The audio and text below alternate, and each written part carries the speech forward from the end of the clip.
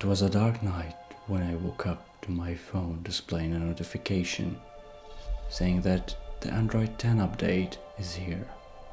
Restart now. I was too sleepy and just clicked it. I went back to sleep and I didn't really have another option, yet I still regret it. I woke up the next morning to the new and latest Android 10, which is not really that different, to be honest. The only thing that I immediately realized was the icon default shape. They're a circle now. What I didn't immediately realize was the awful battery life and the bugs. The phone would at times shut down at 36%. 36%! Sometimes it would just boot loop, but that it might be one of the other Google fuck-ups. Dude, it's an old phone.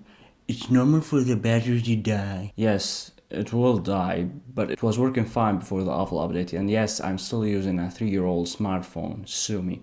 Well, for the time being at least. I'll have to either change the battery or straight up buy a new phone. I'll probably buy a new phone, to be honest, because changing the batteries is kind of risky. Even though it's running really well in general, if you disregard the battery. But in the real world, you just can't.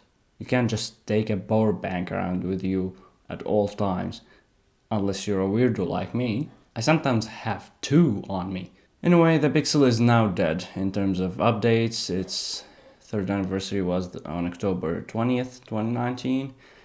And with that, the updates has ended, I suppose. And by that, I'll be getting a new phone soon, I think. Rest in peace, my little friend. And thank you, our Google overlords, for ending another one of our devices. The script was written on Google Docs, by the way.